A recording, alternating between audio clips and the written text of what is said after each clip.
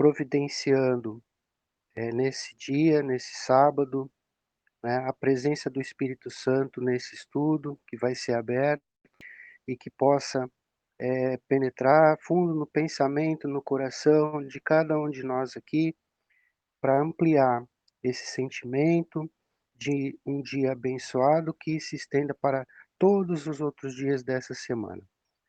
Obrigado, Pai, por esse momento, por esse dia de encontro e união e com os irmãos, que é muito bom. Eu agradeço em nome de nosso Senhor Jesus Cristo. Amém. Amém. Amém. O Senhor seja louvado. Que maravilha, né? Ficamos muito felizes com a sua oração. Tenho certeza que é para a honra e glória do nosso Senhor.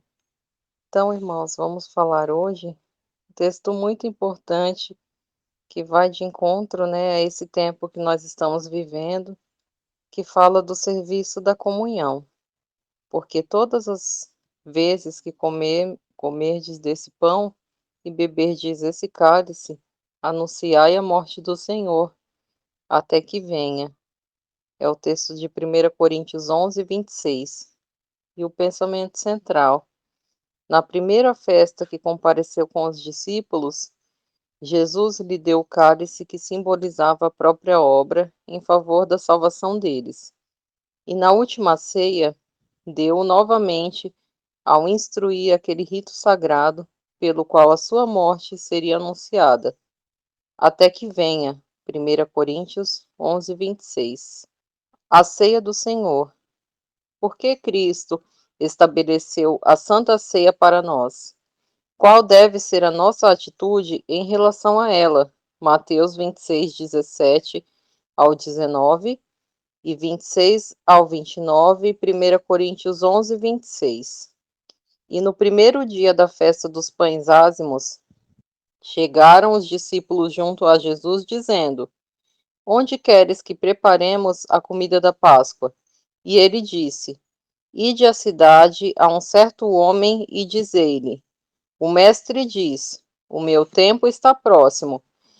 Em tua casa celebrarei a Páscoa com os meus discípulos. E os discípulos fizeram como Jesus lhes ordenara e prepararam a Páscoa.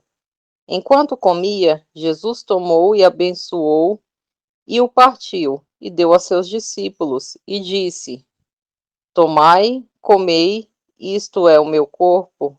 E tomando o cálice, dando graças, deu-lhe dizendo: Bebei deles todos, porque isto é o meu sangue, o sangue do Novo Testamento, que é derramado por muitos para a remissão dos pecados. E digo-vos que, desde agora, não beberei deste fruto da vide até que o dia em que beba de novo convosco no reino de meu Pai. Porque todas as vezes que comerdes esse pão e beberdes esse cálice, anunciai a morte do Senhor, até que venha. Ao participar do pão e do vinho com os discípulos, Cristo se comprometeu como redentor deles, confiou-lhes o novo concerto, pelo qual todos os que recebem se tornam filhos de Deus e cordeiros de Cristo, e co-herdeiros de Cristo. Por esse concerto, todas as bênçãos que o céu poderia conceder a esta vida e para a futura pertencem a eles. Este concerto devia ser confirmado com o sangue de Cristo, e a ministração da ceia devia manter perante os discípulos o infinito sacrifício feito em favor de cada um deles, individualmente, como parte de toda a grande humanidade caída. Todo discípulo é convidado a participar publicamente e assim dar testemunho de que aceita a Cristo como Salvador pessoal. E essas ocasiões, por ele mesmo indicadas, que Cristo encontra o seu povo e revigora por sua presença. É um texto maravilhoso, né? Esse é o início de tudo, o início da nossa salvação. Quando foi a paixão do Senhor e a ceia, ele se doou para nós, né?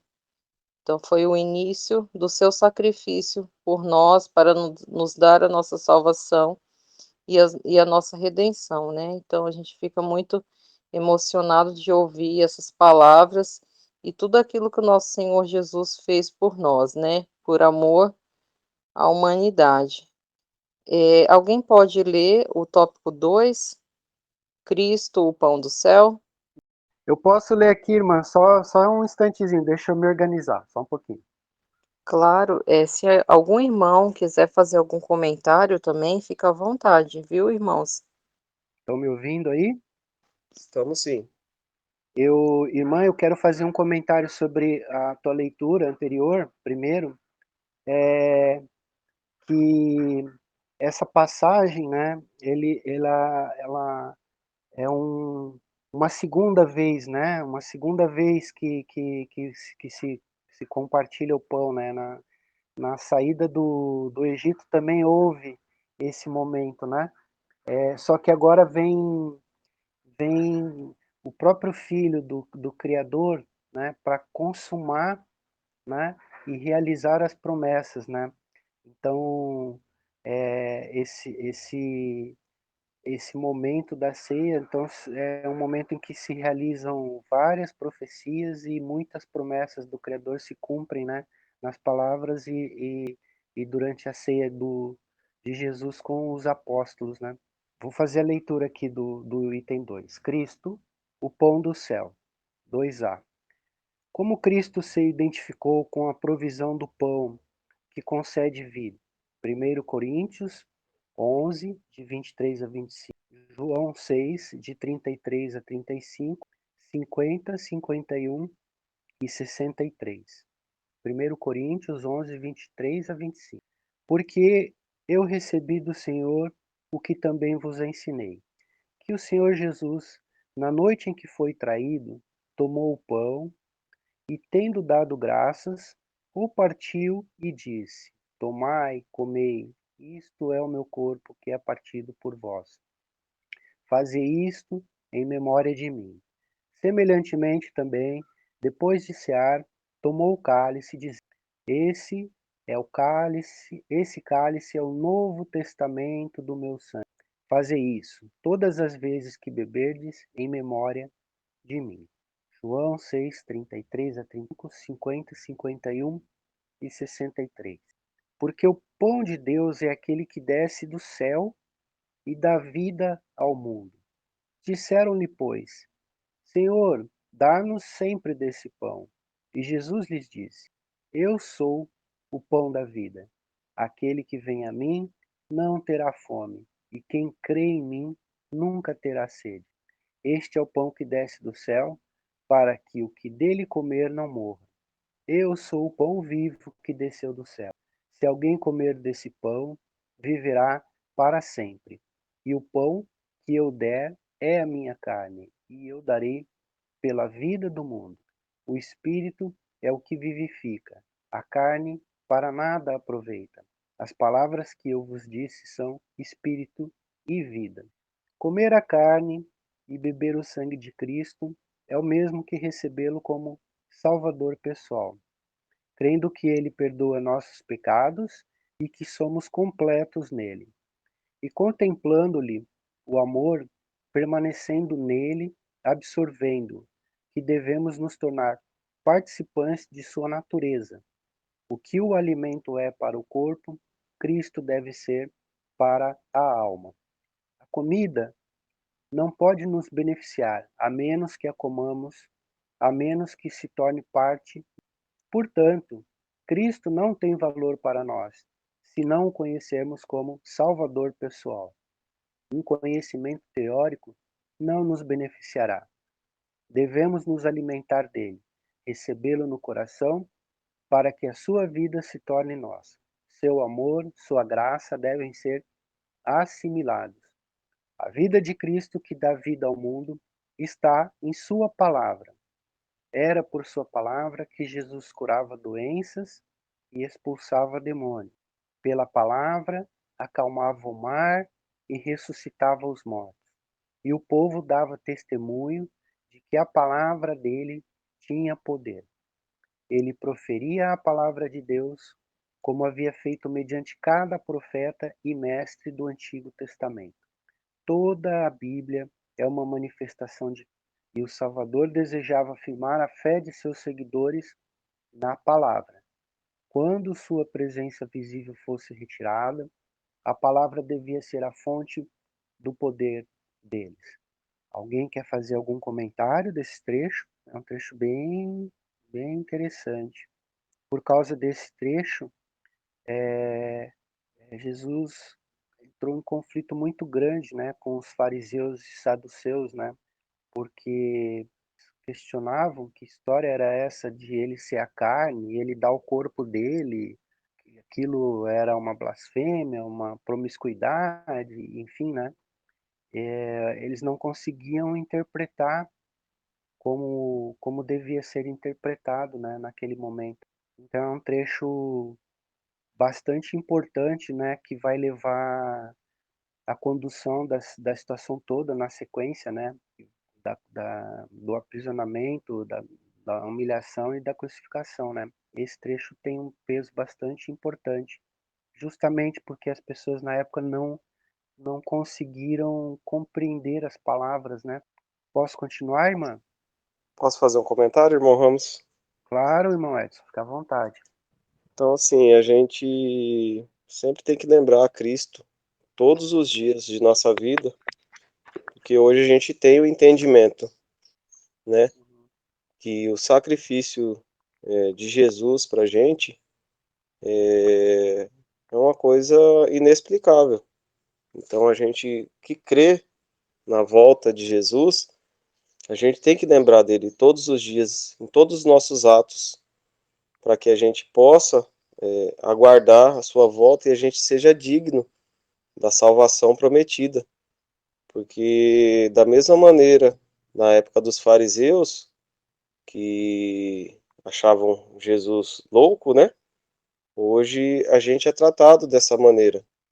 Mas a gente tem que ser diferente, a gente tem que acreditar no que foi prometido vai se cumprir, sem ter dúvidas. Então a gente tem que pedir muito a Deus que Ele nos direcione para o caminho certo. Amém, irmão. É bem isso mesmo aí. É bem colocado aqui sobre o alimento, né? Que o alimento ou mesmo a água não pode nos beneficiar se não fizer parte do nosso corpo, assim como o conhecimento a Cristo, né? A gente conhecer superficialmente, eu sei que Cristo existiu, mas a sua verdade tem que fazer parte do nosso corpo. Nós temos que viver Cristo e seguir o caminho em direção da cruz, que lá é o nosso lugar. Amém, irmã, exatamente, né? Viver a palavra. Esse momento, né, que é onde Cristo vai consumar várias das promessas e das profecias realizadas, ele é colocado assim no sentido de que o sacrifício por vocês vale a pena. Então, se eu me entrego em sacrifício pelo perdão dos pecados dos homens, os homens também têm que fazer a mesma coisa, têm que acreditar que o perdão é possível pelo arrependimento, né? Mas para os que acreditam e que buscam pela palavra, não pela vontade própria. Basta eu amar e já está tudo certo. Eu posso fazer tudo o que eu quero e está tudo certo. Não é isso, né? Não é isso. Esse é o momento em que Cristo, passo a passo, de um jeito muito didático, né, com os apóstolos, ele vai conduzindo, né, é, para que ficasse muito claro, né, todas as etapas, né, até chegar na Santa Ceia, da Santa Ceia para o Calvário, até a cruz e a ressuscitação, né? Então, Cristo foi muito didático com os apóstolos, né? E ele sabia que, e mesmo entre os apóstolos, como o irmão Edson falou da importância da gente se manter na fé, vivo na fé, ele sabia que entre os apóstolos ainda havia alguns que não tinham entendido exatamente tudo o que tinha acontecido, e quando ele volta ressuscitado, ele mais uma vez, didaticamente, reforça tudo que ele já havia ensinado. Então, é pela palavra, é com ele no coração, no pensamento e por ele, né? E Eu uma quero, frase importante que está grifada no texto é que fala, né, que um conhecimento teórico não nos beneficiará, né? Cristo tem que ser conhecido por nós, né? E nós temos que conhecer Cristo como nosso Salvador pessoal.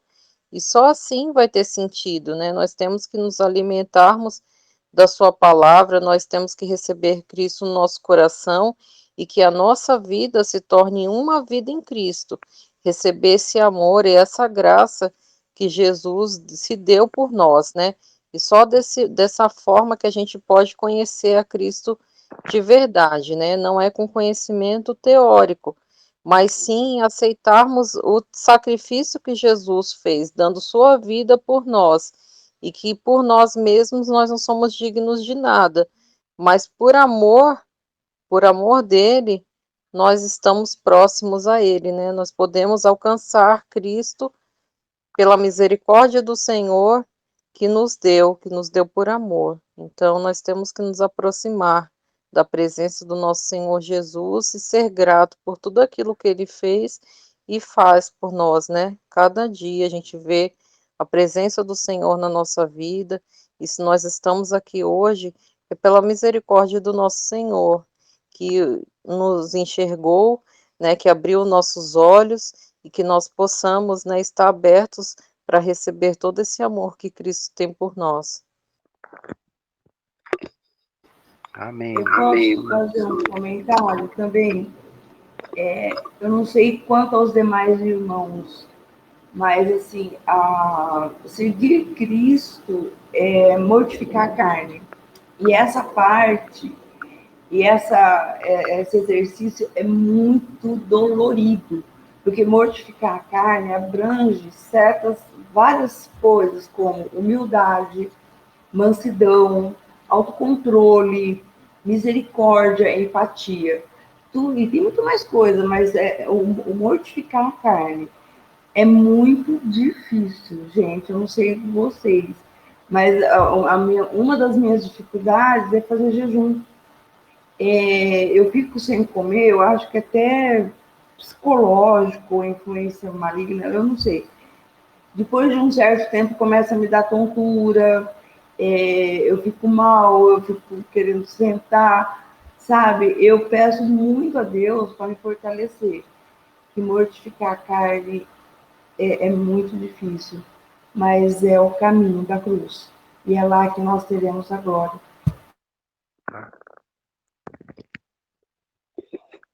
Eu acredito, irmã, que cada um tem um ponto, né, que é mais difícil. E realmente, né, nossa geração foi criada de uma forma que o alimento está em tudo, né? Quando nós nos reunimos, sempre em volta de uma mesa, sempre gira em torno de alimento, né? De sair, passear, vai no restaurante, vai numa lanchonete, e tudo o que a gente faz, e que é comum, sempre tem alguma coisa que vai contra, né? O nosso Senhor. Nós temos sempre que nos examinar em tudo, e a nossa alimentação é uma alimentação realmente contaminada, né? E que ela faz o nosso próprio corpo desejar mais alimento. E nós temos que realmente ter uma luta, né, constante contra a carne, né? E tudo aquilo que nos leva ao exagero, e não só a glutonaria, mas assim, o próprio querer, né, do nosso corpo, que muitas vezes não está no corpo em si, mas na nossa mente, né? No impulso de se reunir, no impulso de comer, e que essa questão do jejum é algo que eu também preciso melhorar, tanto a questão da alimentação também, já conversei com o irmão João sobre isso, mas que é uma luta também constante. Então, tudo isso também reflete na nossa espiritualidade, né? E que tudo que a gente faz aqui na luta da carne é uma luta em espírito também, e o alimento não é diferente. Quando a gente passa a ver o que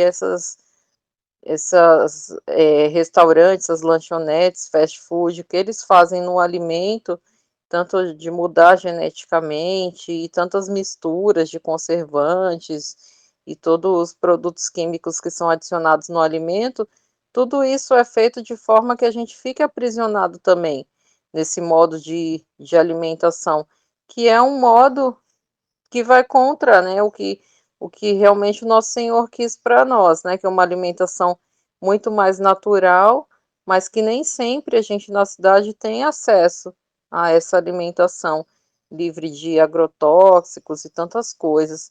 Então é algo que eu acho que precisa ser realmente modificado em nossas vidas, mas também faz parte, né, que é passo a passo para essa mudança, né? Assim como os outros mandamentos, como a guarda dos sábados e tantas outras coisas que a gente vai aprendendo ao longo da vida e cada vez a gente vai melhorando, a gente vai modificando, a gente vai mudando uma forma de se alimentar, a gente vai retirando alguns itens, deixando de comer algumas coisas e cada vez mais a gente vai aprendendo, né? Assim como a gente tem um conhecimento, vendo tantas coisas que faz mal para o nosso corpo, e a gente vai tentando melhorar e se aprimorar. Verdade, irmã. Tem outra coisa também que agora eu já estou conseguindo melhorar, mas alguns anos atrás eu não conseguia. É o autocontrole. Quando você recebe um insulto ou alguém fala alguma inverdade a respeito da sua vida, o seu instinto carnal é revidar, sabe? Falar, não, você está errado e acabar numa discussão. Eu tenho conseguido, com muita dificuldade, mas eu tenho conseguido a exercitar o autocontrole. Também não é fácil, não. Isso também vai de encontro aos dons do Espírito Santo, né? Algo também que precisa ser aprimorado cada vez mais na nossa vida.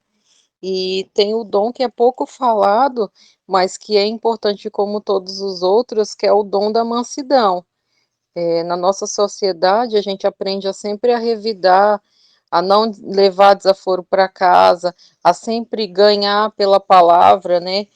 Então, assim, a ganhar com argumentos, ganhar com brigas, e a palavra do Senhor nos fala ao contrário, que nós devemos ter esse espírito manso e humilde, e isso é um dom do Senhor também, de poder ter calma, de poder esperar, né, de poder apaziguar muitas situações, e isso também é devido ao crescimento espiritual, né? Quanto mais a irmã se firmar na palavra do Senhor, mais ela vai receber esses dons do Espírito e vai saber sair das situações com calma, né, com mansidão, e isso é maravilhoso, não é perder uma briga, e sim ganhar com o espírito da verdade. Amém. Posso continuar a leitura aqui? Claro, irmão, pode sim. Item 2b. O que devemos aprender do modo como Cristo respondeu quando desafiado por Satanás a utilizar o próprio poder criador para fins egoístas? Mateus 4:4. Ele, porém, respondendo, disse: Está escrito: Nem só de pão viverá o homem, mas de toda palavra que sai da boca de Deus. Devemos estudar cuidadosamente a Bíblia, pedindo a Deus o auxílio do Espírito Santo para que possamos entender-lhe a palavra. Devemos tomar um versículo e concentrar a mente na tarefa de examinar o pensamento que Deus colocou nele para nós. Precisamos nos demorar nesse pensamento até que se torne nosso, até que possamos saber o que diz o Senhor. Assim como o Filho de Deus vivia pela fé no Pai, também devemos viver pela fé em Cristo. Jesus se entregou tão plenamente à vontade de Deus que só o Pai aparecia em sua vida. Embora tentado em todos os pontos como nós, permaneceu perante o mundo intocado pelo mal que o cercava. assim também devemos vencer, como Cristo venceu. Penso que esse trecho completa essa exposição da irmã Daíra e da irmã Michele, né? Sobre estar com a palavra, estudar cuidadosamente a Bíblia, cada versículo, né? E buscar esse trechinho que diz: assim diz o Senhor, o que diz o Senhor, né? Eu acho que completa essa conversa que a irmã Adair trouxe e assim, e também faço minhas as suas palavras, viu, irmã Adair, assim, no sentido ainda de me ver numa batalha grande com a carne mesmo, né? Aquelas questões que a gente hoje eu consigo perceber claramente que são do impulso, né? E que não são, na maioria das vezes, não são necessários, mas é fruto de uma vida, né? Como a gente é, vem de uma vida em pecado, né? Não porque a gente quisesse ser pecador, exatamente, mas porque muito de tudo que nos foi passado, nos foi ensinado, nos conduziu a sermos assim, né? É, também não vou dizer que as pessoas que nos passaram as coisas que passaram, todas agiram com má fé, mas é uma sequência de tempos de muito engano, né? A gente tem que estar atento que nossos avós, nossos pais, nós fomos enganados, talvez a gente tenha enganado, ensinado por engano, né? Assim é melhor a expressão, aos nossos filhos. Então eu acho que seria mais que natural que a gente, ao se deparar com a verdade contida na palavra, a gente se deparasse também com toda essa angústia que é retratada justamente nesse momento, né, em que é, Jesus se vê tentado de todas as formas por Satanás e ele também vive um momento de angústia enorme, né, em jejum, há muitos dias, né? E ali esse serve para outro ensino muito didático, né? Para mostrar que nos momentos que a carne tiver mais enfraquecida, né? É que você vai precisar mais e mais e mais do apoio espiritual, que para mim é o que resume essa passagem ali no deserto, né? Não sei se algum irmão quer fazer algum outro comentário. Um outro trecho aqui do texto que é muito interessante é que fala, né, que devemos estudar a Bíblia cuidadosamente e pedir sempre a Deus que nos auxilie através do seu Espírito Santo para que possamos entender a palavra e que possamos, né, ter entendimento desse texto, em que essa palavra possa entrar no nosso coração. Então, não é simplesmente abrir a Bíblia e ler, mas sim pedir sempre para o Senhor nos dar entendimento da sua santa palavra. E igual na passagem de Emaús, né? Quando Jesus foi morto na cruz, né? Os discípulos viam muito triste na estrada e ali no meio deles estava Jesus, só que eles não o reconheciam. E como já estava tarde, né? Aí fala, já se declina o dia. E eles falaram para Jesus, não conhecendo, não vá embora, fique com a gente. As palavras que ele veio falando durante o caminho são palavras muito belas, que a gente tem que guardar no coração. Assim, a gente tem que sentir que Jesus sempre está com a gente.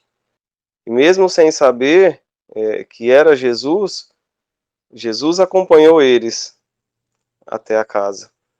E nesse momento se abriram-se os olhos, igual a gente hoje. A gente teve os nossos olhos abertos. Então, a todo momento, a gente tem que sentir Jesus no nosso coração para que a gente consiga seguir no caminho certo. É isso que eu tinha que comentar. Uma questão assim que eu acho bem importante de frisar assim é que quando visita o templo pela primeira vez, então Cristo na primeira Páscoa, né, que ele vai passar O templo tem uma outra atitude, né? Lembra que ele chega e havia comércio, havia muito comércio dentro do templo, um abuso daquele espaço, né? E ele chega e ele tem outra atitude, ele quebra tudo, ele destrói as tendas, as barraquinhas de comércio, expulsa as pessoas, ele usa de uma outra assertividade com as pessoas naquele momento, né?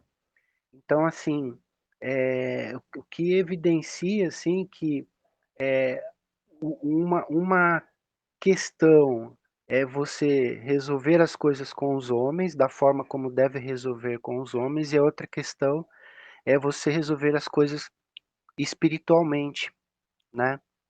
Então, parece que é mais simples, né? Você chegar ali, chutar a barraquinha e usar da força com os homens, parece que você resolveu a questão ali, né? Pelo menos parece que foi isso que ele fez naquele momento ali. Mas a grande batalha estava por vir ainda, que era a batalha espiritual, né? E essa ele viveu foi ali na solidão, no deserto, né? Então, só para frisar isso, né? Tem que a gente tá diante dessas duas situações a todo momento. Quem tem um filho sabe o que que é ter que às vezes dar um limite para um filho, né? Ou tirar o filho de uma situação que para ele não é boa e que você vê que às vezes você tem que ralhar mesmo com o filho para que ele te entenda, você tem que usar de uma autoridade para que ele te entenda, né? Então, eu acho que eu queria só frisar isso aí, que são, para mim são dois momentos que diferenciam e que sinalizam assim, olha, com os homens você pode resolver desse jeito, mas espiritualmente você vai precisar de muito, muito mais empenho, né? Exatamente. Eu vou dar continuidade aqui. Caso tenha algum irmão que queira ler também, fica à vontade, tá? O vinho. Que tipo de vinho Cristo ofereceu nas bodas de Caná e na cerimônia da Santa Ceia? O texto está em Isaías 65:8. Assim diz o Senhor: Quando se acha, quando se acha mosto em um cacho de uva, dizem: Não o desperdices, pois há bênção nele. Assim farei por amor de meus servos, para os que não destrua a todos. O vinho que Cristo providenciou para a festa e que também forneceu aos discípulos como símbolo de seu próprio sangue era puro suco de uva. O profeta Isaías se refere a ele quando fala do vinho novo no cacho e diz: Não o desperdices, pois há bênção nele. Isaías 65:8. A Santa Ceia aponta a segunda vinda de Cristo. Foi projetada para manter viva a esperança na mente dos discípulos. Sempre que se reuniram para comemorar a sua morte, contavam como, tomando o cálice e dando graças, deu-lhes dizendo: Bebei de todos, deles todos, porque isto é o meu sangue, o sangue do Novo Testamento, que é derramado por muitos para a remissão dos pecados. E digo-vos que, desde agora, não beberei deste fruto da vide até aquele dia em que o beba de novo convosco no reino de meu Pai. Encontravam conforto nas tribulações pela esperança do retorno do Senhor. Demasiado precioso para eles era o pensamento: todas as vezes que comerdes este pão e beberdes este cálice, anunciais a morte do Senhor até que venha. 1 Coríntios 11:26. Que promessa preciosa se encontra em 1 João 1:7? Mas, se andarmos na luz como ele na luz está, temos comunhão uns com os outros, e o sangue de Jesus, seu Filho, nos purifica de todo o pecado. A ideia de que a justiça de Cristo não nos é concedida por qualquer mérito de nossa parte, mas sim como um dom gratuito de Deus, é um pensamento precioso. O inimigo de Deus e do homem não deseja que essa verdade seja claramente apresentada, pois sabe que se o povo a receber plenamente, o poder dele será quebrado. Essa fé simples, que torna a Deus pela palavra, deve ser encorajada. O povo de Deus deve ter aquela fé que conquistará o poder divino, porque pela graça sois salvos por meio da fé. E isso não vem de vós, é um dom de Deus. Efésios 2:8. Sua fé deve se desenvolver mais e mais, até que a vida cristã, em as palavras, declare: o sangue de Jesus Cristo nos limpa de todo pecado. 1 João 1:7. Alguém quer fazer algum comentário? Então, irmãos, eu vou dar continuidade. Mas é maravilhoso, né, esse texto, ouvir que nós, como povo de Deus, temos que conhecer que tudo aquilo que nos foi dado não é mérito nosso, mas é sim um dom gratuito de Deus, um dom gratuito que está à disposição de qualquer pessoa, todo aquele que receber Jesus em seu coração, ele já é parte, ele já recebe esse dom gratuito. E a nossa fé tem que ser pela graça, né? Nós somos salvos pela graça, nós temos que firmar a nossa fé nessa rocha. Eu vou continuar aqui o item 4, merecimento. Quem pode participar da ceia do Senhor? 1 Coríntios 11, 27 e 29. Cite um exemplo de quando alguém participou indignamente dela. João 13, 10, 11 e 18. Em 1 Coríntios 11, 27 e 29, fala: portanto, qualquer que comer deste pão e beber o cálice do Senhor indignamente, será culpado do corpo e do sangue do Senhor. Porque o que come e bebe indignamente, come e bebe para sua própria condenação, não discernindo o corpo do Senhor. João 13, 10, 11 e 18. Disse-lhe Jesus: aquele que está lavado não necessita de lavar, senão os pés, pois no mais todo está limpo. Ora, vós estáis limpos, mas não todos, porque bem sabia ele quem o havia de trair. Por isso disse: nem todos estáis limpos. Não falo de todos vós, bem sei os que tenho escolhido. Mas para que se cumpra a escritura, o que come e o pão comigo, levantou contra mim o seu calcanhar. Judas, o traidor, estava presente no serviço da ceia, da Santa Ceia. Ele recebeu de Jesus os emblemas do corpo partido e do sangue derramado do Salvador. Ouviu as palavras: fazei isto em memória de mim. E sentado ali na sua presença, na própria presença do Cordeiro de Deus, o traidor meditou sobre as próprias intenções sombrias e nutriu esse pensamento obscuro e negativo.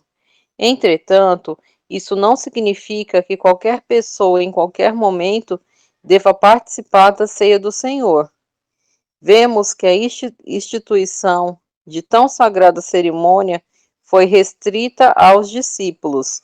Poderia ter sido na casa de Lázaro e em Betânia, ou em meio a uma grande multidão, como na multiplicação dos pães e dos peixes.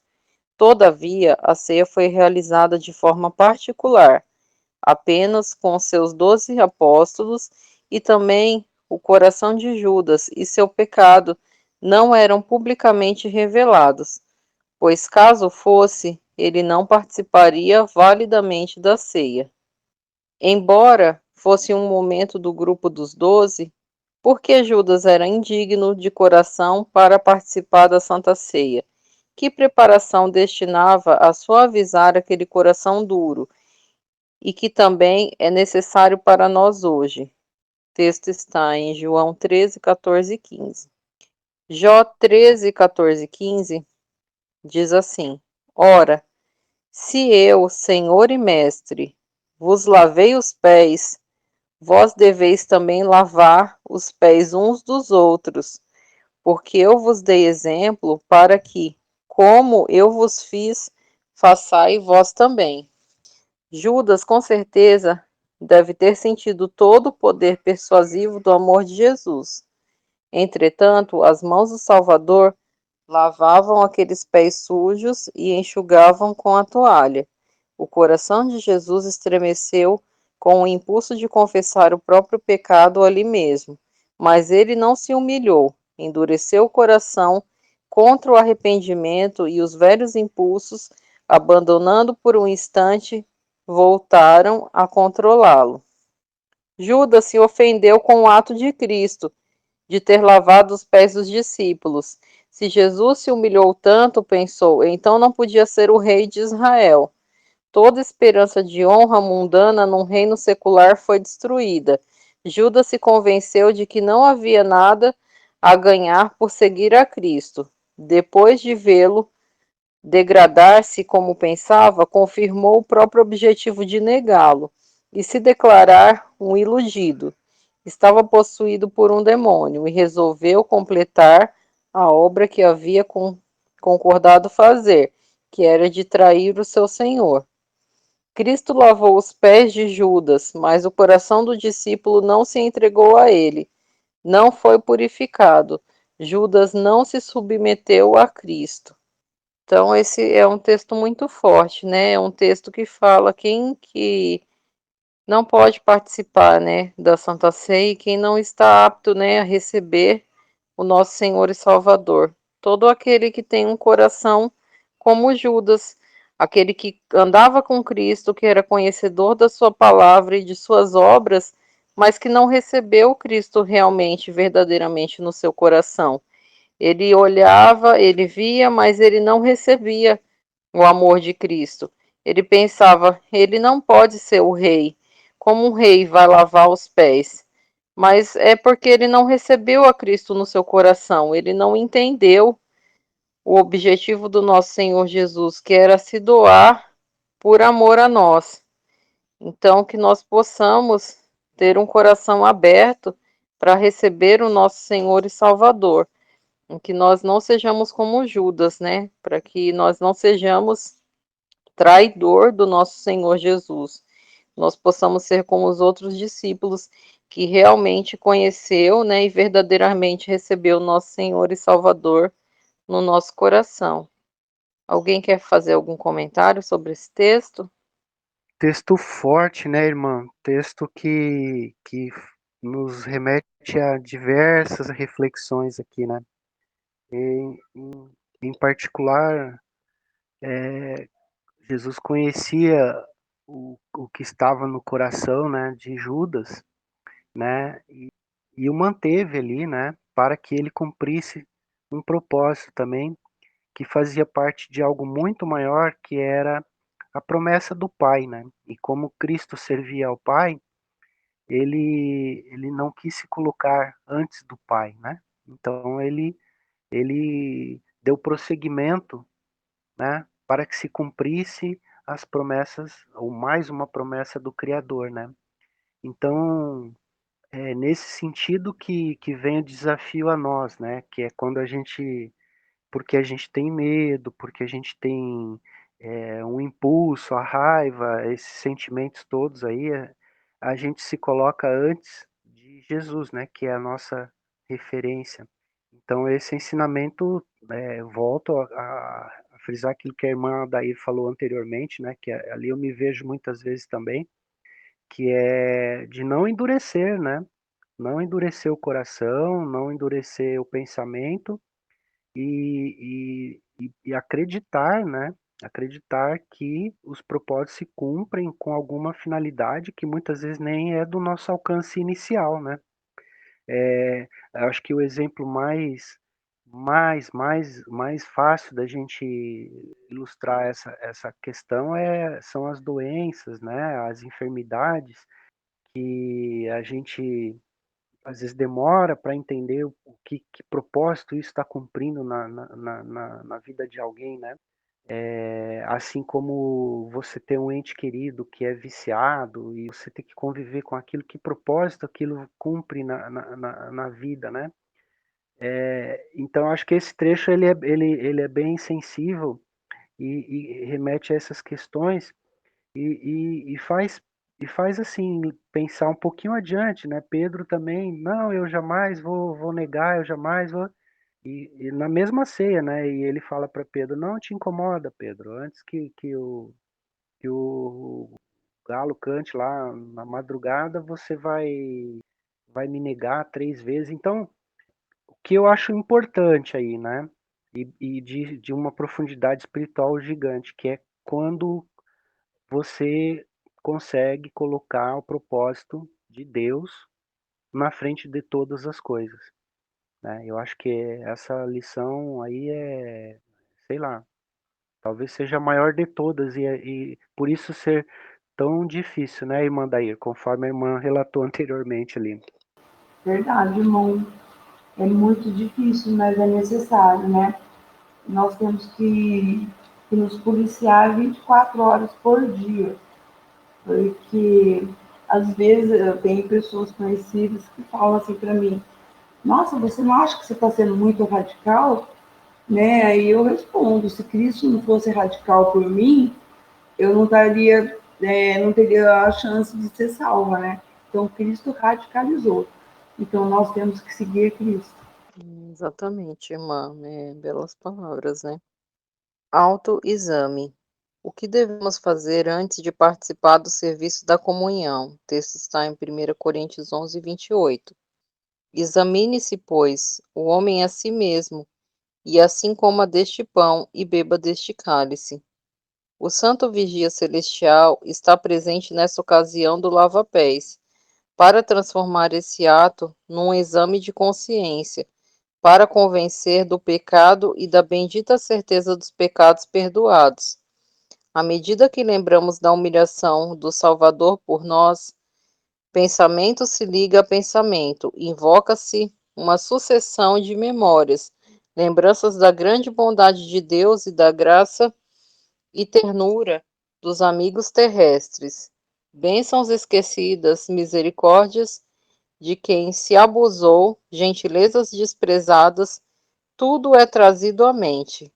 Manifestam-se raízes de amargura que têm sufocado a preciosa planta do amor. Defeitos de caráter, negligência de deveres, ingratidão com Deus, frieza, para com nossos irmãos, surgem na memória. O pecado é visto sobre a mesma luz que Deus o vê. Nossos pensamentos não são pensamentos de complacência própria, mas de severa censura e humilhação de nós mesmos. Como podemos ser dignos de participar da ceia do Senhor? Provérbios 28, 13 e 1 e João 1, 8 e 9. O que encobre suas transgressões nunca prosperará, mas os que confessam e deixam alcançará misericórdia. Se dissermos que não temos pecado, enganamo-nos a nós mesmos, e não há verdade em nós. Se confessarmos os nossos pecados, ele é fiel e justo para nos perdoar os pecados e nos purificar de toda injustiça. Todos nós somos pecadores, né? Que o Senhor possa nos salvar, né? Por amor, nos libertar das nossas transgressões e dos nossos pecados. O irmão Ramos pode ler o texto 6, por favor? Posso sim, irmão. Guardais dias, meses e anos. 6a. O povo israelita tinha diversos dias festivos e de consagração, destinados a comemorar a historicidade de Israel, exercer as liturgias específicas do santuário terrestre e praticar jejuns individuais e coletivos. A que se refere a expressão de Paulo? Guardai dias, meses, tempos e anos. Dias refere-se a dias exclusivos para a devoção entre eles.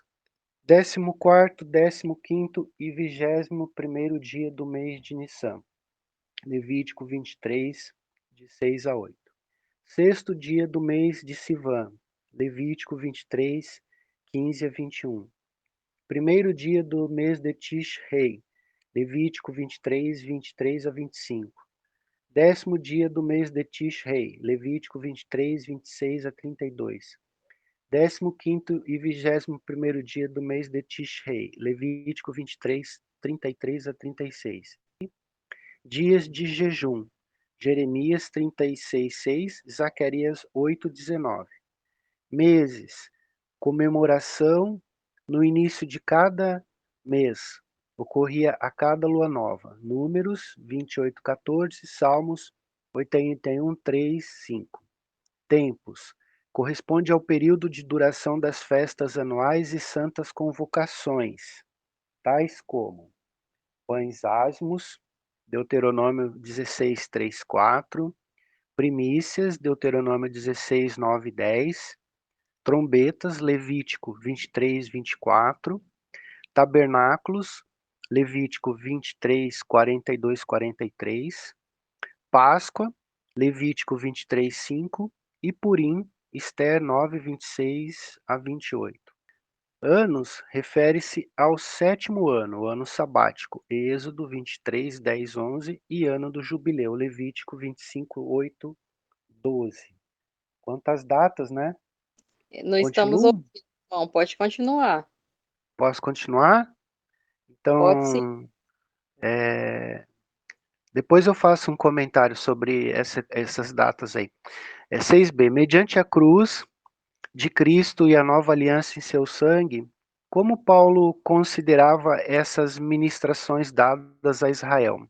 Colossenses 2, de 16 a 17 e Hebreus 10, de 1 a 4. Colossenses 2, 16, 17.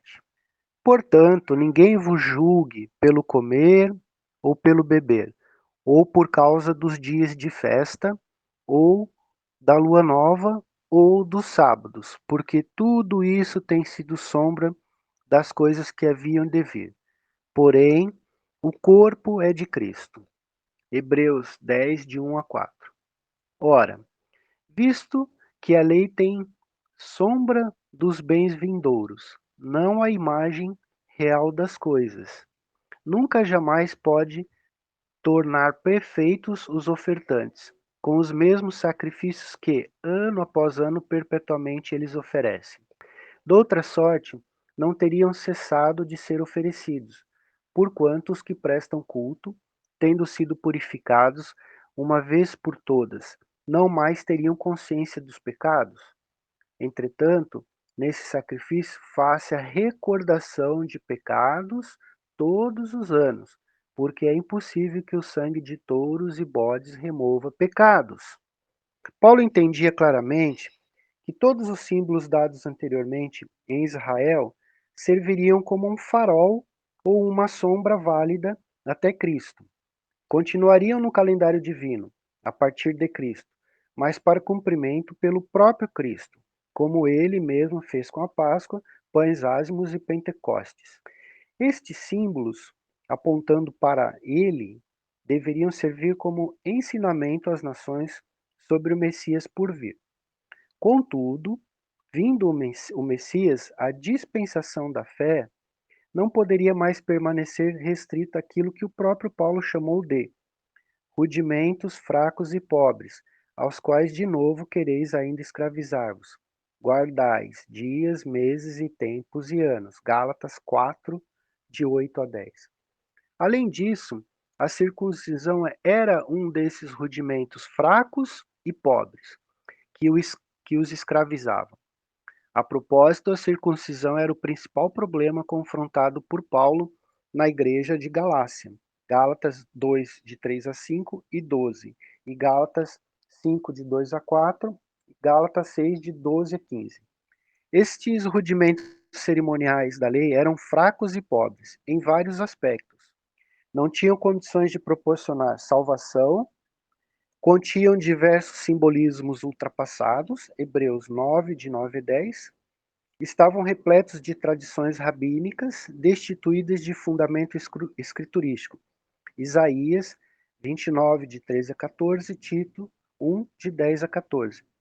E não havia mais interação, ministração do Espírito de Deus por meio deles. Mateus 27, 51, conforme Hebreus 8, de 1 a 6. Em resumo, os cristãos da igreja da Galácia, no nosso exemplo, estavam renunciando à mensagem da salvação transmitida pelo Evangelho e acatando a perdição, a escravidão, impostas pelos judaizantes, que consideravam a observância integral da lei de Moisés como meio de conseguir a vida eterna, conforme Atos 15, de 1 a 5. Para refletir, como Jesus quer que eu me beneficie do serviço da Santa Ceia? Por que o Senhor se refere a si mesmo como o pão da vida? Qual deve ser nosso foco ao tomar o vinho da ceia? Por que precisamos ser dignos de participar da mesa do Senhor? Como posso estar mais bem preparado para a próxima ceia? Grandes reflexões. Eu queria fazer um comentário aqui sobre essa questão que eu acho que eu levantei, tenho levantado bastante sobre questão de calendário e tal, né?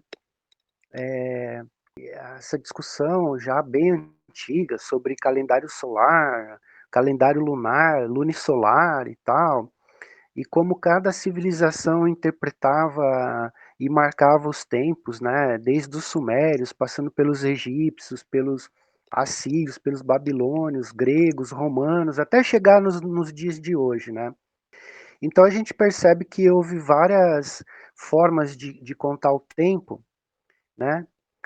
Porém, em Êxodo 12, né? Em Êxodo 12, o Criador ele tem o cuidado de falar para Moisés, né? Que aquele seria para eles o primeiro dos, né? Então essa frase, né? Ela chama a atenção.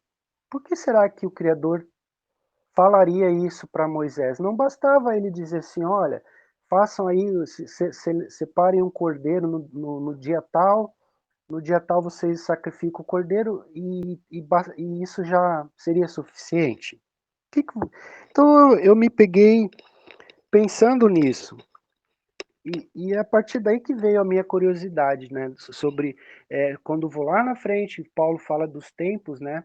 E eu volto lá em Êxodo e vejo o Criador preocupado e ocupado com a questão do marcar o tempo, né? E para se assegurar de que esse tempo era importante, ele estabelece o Pêssaro, que é uma comemoração pela passagem, né? Pela libertação.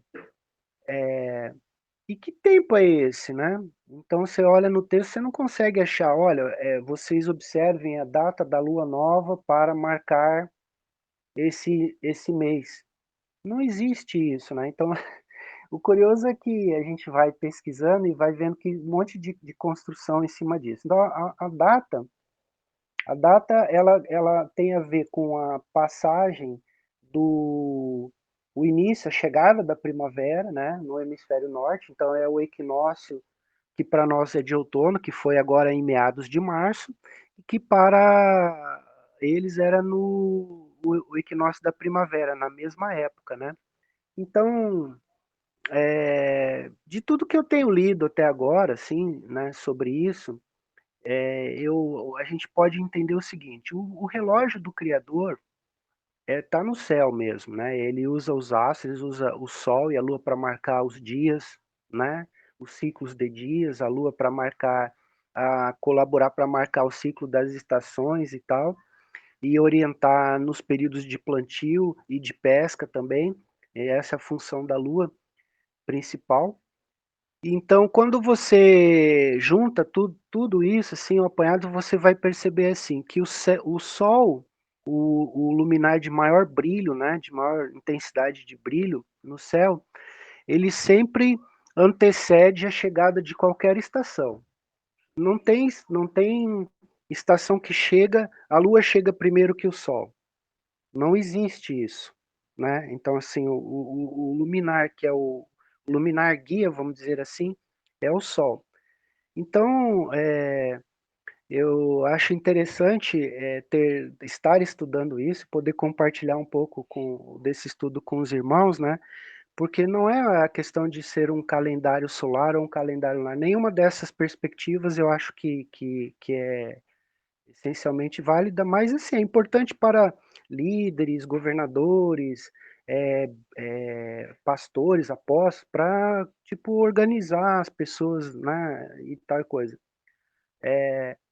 Então é isso, eu acho que a partir desse momento, dessa compreensão, então o calendário dos tempos ele é muito importante. Por quê? Porque ele é determinado pelo Criador. Então a questão você pode fazer qualquer festa em qualquer data ou você procura se orientar pela data que o Criador determinou? Essa é a questão que hoje eu trago para compartilhar com os irmãos. Como sempre tenho feito, né? Porque o meu coração ainda busca uma resposta mais acalentadora, vamos dizer assim, para essa situação. O que os irmãos acham? Eu acho que é maravilhoso, né? Esse texto vem de encontro com tudo que o irmão está estudando, está pesquisando, e eu acredito assim, irmão, que a palavra fala que se a gente buscar, a gente vai achar, né? Então, que o Senhor te dê esse entendimento, né, desse calendário, que a verdade seja revelada e que o irmão possa nos passar esse conhecimento, né? Então, é maravilhoso, tudo tem um propósito, e se está escrito assim na Bíblia, e que o Senhor determinou uma data, determinou que fosse feito dessa forma, e esse calendário, é isso que a gente tem que buscar, né? A gente tem que buscar o conhecimento verdadeiro que está nas escrituras, né? Que ao longo dos anos nos foi ocultado, mas que agora nos está sendo revelado, e que tudo seja feito para a honra e glória do nosso Senhor. Amém, irmão. Amém.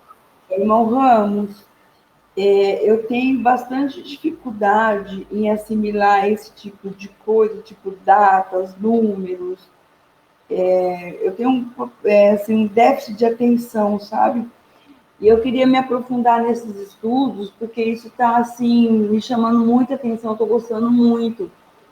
Até sugeri para o irmão Ibrahim para a gente fazer de vez em quando, assim que todos tiverem tempo, fazer assim entre nós uma chamada de vídeo, você, irmão Ibrahim, a Michelle, quem quiser participar, né? Para nós nos aprofundarmos nesse estudo que você está fazendo, porque eu acho assim muito importante para a gente entender mais claramente a palavra. Eu acho que isso é a raiz, assim, é o esclarecimento de muita coisa que às vezes a gente fica sem entender na palavra. E eu queria que a gente conversasse a respeito para a gente fazer uma videochamada, até porque seria mais interessante, né, se a gente pudesse encontrar toda semana e fazer esse estudo. Né? Mas a videochamada já vai ser bastante interessante. O que vocês acham? Eu topo, irmã Daíra. Eu também tenho essa dificuldade. Tanto é que o pouquinho que eu tenho aprendido aí é a partir do que o irmão Ramos tem passado aí do entendimento dele também, né? Então, eu também tenho essa dificuldade e eu também gostaria de estar me aprofundando mais. E é assim, eu já peguei para ler lá onde o irmão Ramos aqueles sites, né, que ele mandou lá no grupo, só que eu tenho essa dificuldade, só que ele vem com uma clareza, né, o irmão Ramos, ele tem essa facilidade para entender e para passar para a gente, então, seria bem interessante se a gente tivesse essa oportunidade de fazer esses estudos juntos.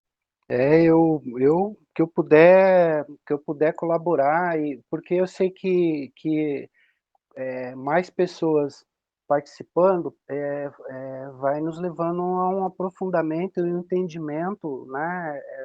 Se não é a verdade 100%, mas pelo menos o que seja mais próximo da verdade, onde a gente possa se sentir acolhido, né? E longe do engano, né? A gente tenha condições de olhar assim, ó, isso aí é engano, isso aí não tem a ver com a verdade. Eu não sei, o Ibrahim está aí, apareceu. Bom dia, irmão Ibrahim, graça e paz, feliz sábado. Podemos ouvir a tua opinião? Bom dia a todos, feliz sábado a todos. Eu apareci já no finalzinho, né? Mas apareci. Não, eu acho super válido. Eu tinha começado a estudar isso também, mas como eu estou muito atabalhoado, estou com muita coisa, né, então eu acabei abandonando um pouco. Até, eu estava estudando até quando a gente se falou dias atrás, né, e que você postou várias coisas a respeito disso, e acho super interessante, super válido. A gente tem que fazer esse estudo, sim, porque como você, a pergunta que você colocou, né, se a gente vai se guiar por aquilo que é a determinação de Deus ou pelo calendário dos homens. Não, claro, a gente tem que se guiar por aquilo que é a determinação de Deus, né? E acho super válido isso, porque a gente já está tão no erro, né? Já faz tanta coisa colocado pelo grande erro, né? Que quanto mais a gente puder sair, o mínimo que seja, vai ser melhor para a gente, né? Eu acredito nisso. E eu concordo com a proposta da irmã Dair, respondi a ela, né? Acho também super válido isso, acho muito legal a gente fazer nossos estudos também em paralelo, né? Eu acho que tudo que a gente puder complementar com aquilo tudo que o Júnior traz para a gente, né? Tudo aquilo que a gente estuda com o Júnior, eu acho que é válido, né? Irmão, então você vê, né, que no Concílio de Nicéia havia um impasse sobre a questão da Páscoa, né? Havia já esse impasse e se optou por determinar a primeira lua cheia, ou o domingo da primeira lua cheia depois do equinócio, né? Então, ocorreu que houve uma lua cheia um pouco antes do equinócio, e em seguida veio a lua nova que vem correndo até chegar nessa lua cheia agora, de abril, né? Que é a primeira lua cheia. Mas quando você olha, você fala assim, poxa, mas o Criador falou assim, esse será para vós o primeiro dos meses, né? Então, a gente está jogando o primeiro dos meses para onde? Né? Então, você já começa a se questionar. Então, esse calendário que a gente segue joga no lixo. Né? Assim como falar assim, bom, para nós que estamos na ordem do calendário gregoriano, né, que é o romano, a gente tem como primeiro dos meses o mês de janeiro. Né? Então, assim, o que é o primeiro dos meses? Né? A gente já começa por aí, a gente está perdido. A gente vai para uma data e vai para outra data, mas não vai na data ali onde o Criador determinou. Então, a referência primeira é conhecer o equinócio. Né? O que é o equinócio? Então, como a irmã Maria, eu acho que foi que me perguntou sobre o equinócio, eu acho que consegui explicar para ela, né? Então, a primeira referência e aí o marcador não é nem o calendário romano, gregoriano, não, é você aprender a marcar no quintal da tua casa ali a posição do Sol, acompanhar a posição do Sol. Não que o Sol vai ser um Deus, ele é apenas um ponteiro de um relógio no céu. O Sol e a Lua é como se fossem ponteiros de um relógio. Aonde você marca pela posição do Sol, você vê onde ele nasce, é o amanhecer. No meio do dia ele está em cima e no fim do dia ele está do outro lado. Então ele é um ponteiro, como se fosse um ponteiro de um relógio. Mesma coisa com a Lua. Só que a Lua, ela não marca mudanças de meses, ela simplesmente, o ciclo dela está, a lua cheia e a lua nova, né, elas estão contidas dentro do ciclo de um mês de 30 dias. Então, você vai olhando, você começa a estudar e prestar atenção a isso, você vai vendo que esses calendários, eles têm um único propósito, que é nos manter como se fosse assim, ó, vocês agora façam isso, comprem aquilo, viajem para lá, viajem para cá, consumam mais disso, mais daquilo, sabe? O calendário ele está servindo unicamente a propósitos dos homens, esses que a gente segue, infelizmente, né? E, então ao começar esse estudo, assim, começou essas reflexões vieram para mim e eu dou muitas graças, mas muitas graças mesmo, por poder compartilhar Isso num grupo como esse, né? Porque não pensem que eu saio conversando aqui com meus vizinhos e todos têm vontade de entender esse assunto. Não tem, não. Eles acham que eu estou viajando. Acho que eu estou usando droga, que eu estou fora da casinha, que não tem nada a ver. Entenderam, gente, como é difícil? Eu entendo plenamente porque eu tenho isso na minha casa, viu? Infelizmente. Mas a ideia principal, a ideia primeira do inimigo, voltando lá no comecinho da tua fala, é o seguinte: quanto mais obstáculo para a compreensão a gente puder colocar, melhor. Ou seja, eles fazem de um jeito que se a gente for para frente, a gente cai na data errada, se a gente voltar para trás, a gente cai na data errada, se a gente olhar para o céu, a gente cai na data errada, se olhar para o chão, para a terra, a gente cai na data errada. Então essa é a ideia principal deles, né? É manter a gente justamente fora do eixo. Daí o porquê se chamar o grande engano, né? Porque eles fazem de tudo para colocar a gente no engano de todas as formas, né? De todas as maneiras. Oi, bom dia. Bom dia, irmã. Feliz sábado para todos. Eu queria fazer uma pergunta, né? Deus manda que a gente comemore a Páscoa de tempos em tempos, certo? E, assim, nós não sabemos a data exata, mas não seria simbólico também se comemorar a Páscoa? Não seria algo espiritual, como aceitar o seu sacrifício sempre? Não seria isso? Não só algo de uma tradição de sentar à mesa, de compartilhar o pão, talvez isso devesse ser feito sempre, isso de compartilhar o pão, mas toda aquela cerimônia que Deus teve com os apóstolos não seria algo espiritual de aceitar ele como filho de Deus que veio e se sacrificou por nós? Sim ou não? Irmã, eu vou responder por mim assim, ó. Eu penso que o sentido principal da Páscoa é espiritual mesmo. Então, a Sim, princípio, ele não, no meu entendimento, né?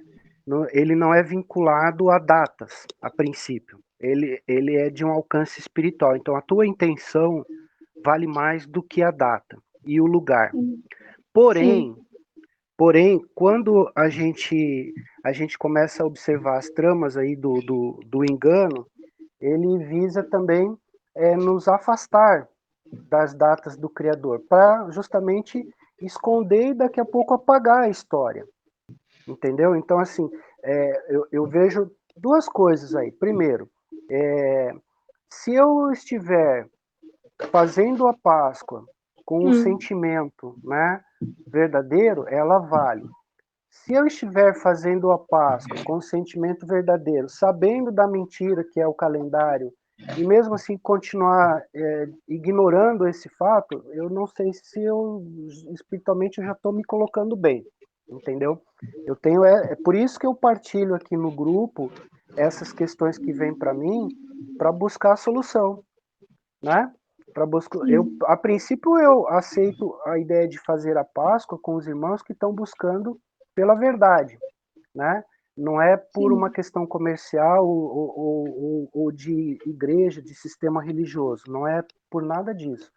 Mas, ao mesmo tempo, eu fico me questionando assim, ó, quando você olha em todas as datas, você olha no Novo Testamento e junta com o Antigo Testamento, quando eu falei, a irmã Elisama pergunta lá, quando que Cristo nasceu? Aí eu peguei a sequência lá, né? Desde quando o anjo falou com Zacarias, a visita de Maria a Isabel, quando a Isabel já tinha 6 meses de gravidez, então Jesus nasceu 6 meses depois de João Batista. Então, quando que João Batista nasceu? Aí você vai lá no calendário do sacerdócio lá, que Zacarias era da casa de Abias, que era no oitavo ciclo.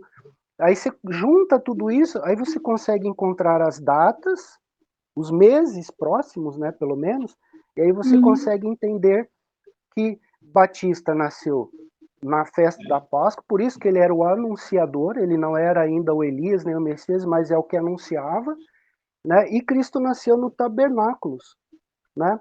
Então isso atribui um significado a essas festas, o significado real. Então, hoje lá em Israel, o tabernáculos é a festa do Ano Novo.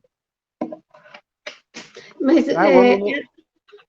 mas assim, todas essas datas, né, do nascimento que você está falando aí, eles ajudam a confirmar a veracidade das profecias, não seria isso?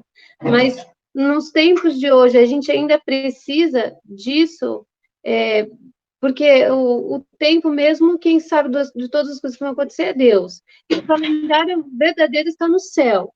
Então, por mim, eu creio assim que não é uma questão de você, de uma data, eu não estou dizendo que eu sou a favor da data colocada pelo homem, tá? Aliás, eu sou contra isso há muito tempo já. Por exemplo, aqui, nós vamos à igreja adventista, né? Tenho diminuído essas minhas idas. Mas eu já tenho sentido incômodo, um certo incômodo deles colocarem uma data próxima da Igreja Católica. Porque eu penso assim, se o anticristo, a gente já sabe que vem de lá, que toda enganação vem dali, daquele ramo, é errado a gente seguir as datas que eles colocam. Eu penso assim. Então, quando eu faço, às vezes tem Santa Ceia na igreja, que eu já deixei de ir e comemorei num outro dia com as minhas filhas em casa. E me disseram que não era válido, que eu teria que fazer isso com os irmãos. Mas eu fiz aqui o lava-pés com as minhas filhas, a gente fez o pão asmo, acho que é assim que fala, né? Azimo. Minhas filhas fazem juntas, é um momento nosso, a gente conversa e fala sobre Deus, assiste filmes sobre Deus e tenta colocar isso mais firmemente nas nossas vidas, né? E fazer com que isso seja algo que nos acrescente de tal maneira que quando a gente sai para fora, alguém possa ver Cristo em nós, se sinta tocado e também queira saber de Cristo.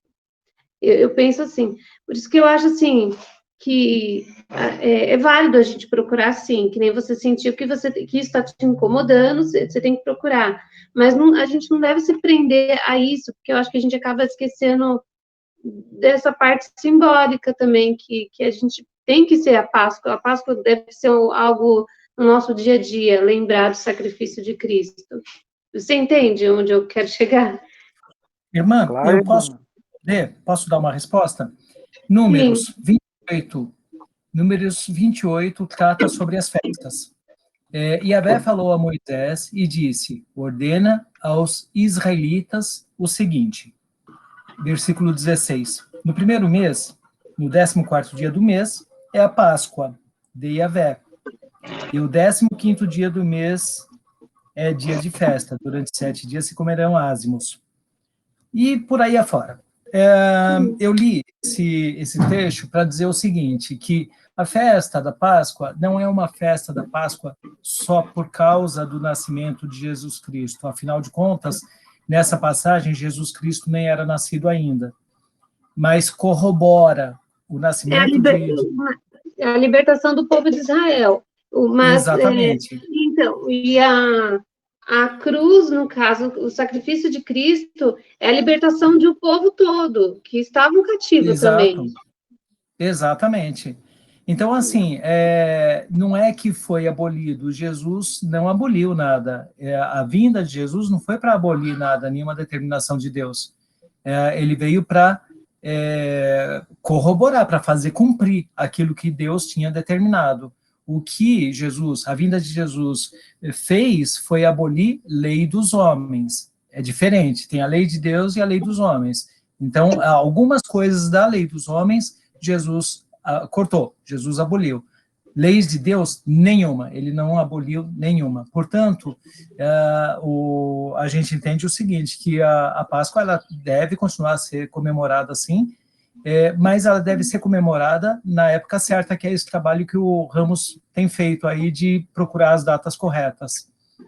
Não sei se eu fui claro, se eu respondi a tua pergunta. Eu entendi.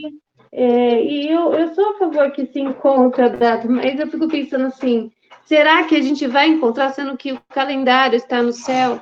Será que é isso que Deus quer que a gente faça, entendeu? Encontre a data certa, ou será que todos os dias é para a gente lembrar que ele é uma Páscoa todos os dias, entendeu? É mais ou Sim, com menos isso. certeza, isso sem dúvida nenhuma, com certeza. Mas é bem simples, quer dizer, é bem simples quando a gente começa a estudar isso e o Ramos vai confirmar ou não o que eu estou dizendo. Os sinais, eles estão nos céus, como você disse, né? E eu falei, um dia desses eu falei no grupo, engraçado, em setembro de 2018, 2019, não, foi 18, né, Ramos? Eu nem me lembro mais o ano. Teve um sinal muito claro nos céus que ninguém percebeu. Quem não está ligado nisso não vai perceber. Na Bíblia está escrito para olhar para o céu. Tem algumas passagens que dizem que a gente deve olhar para o céu. Só que a gente não olha, nós, o indivíduo contemporâneo, né, desse tempo de agora, não tem o hábito de ficar olhando para o céu e olhar a posição das estrelas, da lua, do sol, etc, etc. Mas teve um sinal muito importante, que é um sinal de Apocalipse. Está escrito no Apocalipse isso, que a Virgem deu à luz, está lá escrito. E o sinal, ele apareceu no céu. Claro, muito claro isso. E aí depois, logo em seguida, teve um outro sinal também que foi visto nos céus, e aí tem os outros sinais que a gente tem que ficar olhando para o céu para a gente poder olhar e entender o que está escrito na Bíblia, né? Mas é exatamente isso, a gente tem que, como a gente, historicamente, essas datas foram se perdendo, tudo foi distorcido, né? E de propósito, né? A gente agora tem que ter esse trabalho de estudar e procurar encontrar a data certa, né? Entendi. Posso dar uma opinião, irmã Ana?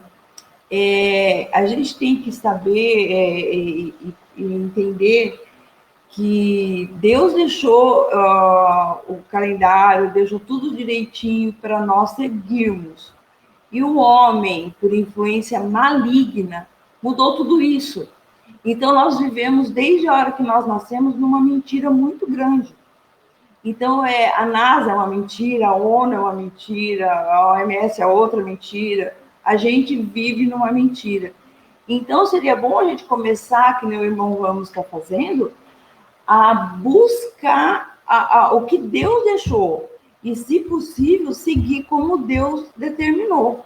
E a gente foi se perdendo no meio de tanta mentira, de tantas mudanças, enfim, sobre religiões, e a gente acaba achando isso normal e natural.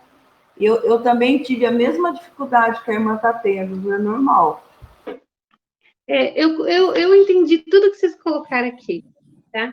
E eu acho que vai ser maravilhoso se for descoberta a data certa, porque eu mesmo gostaria de ter a data certa, mas a questão é que eu sei que 90%, talvez até 99,9%, seja tudo uma mentira na nossa vida. Mas a questão é assim, se Deus não nos der essa data certa, será que ainda assim nós seremos fiéis? Você compreende onde eu quero chegar?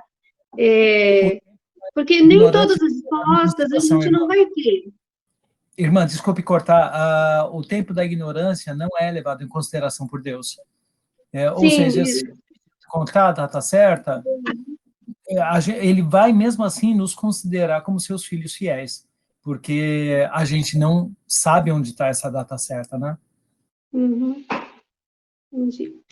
Então, na questão de saber que o mundo é um engano, eu já estou sabendo disso há um tempo, vou falar que isso até me deprimiu, às vezes ainda me deprime, sabe, porque você não sabe nem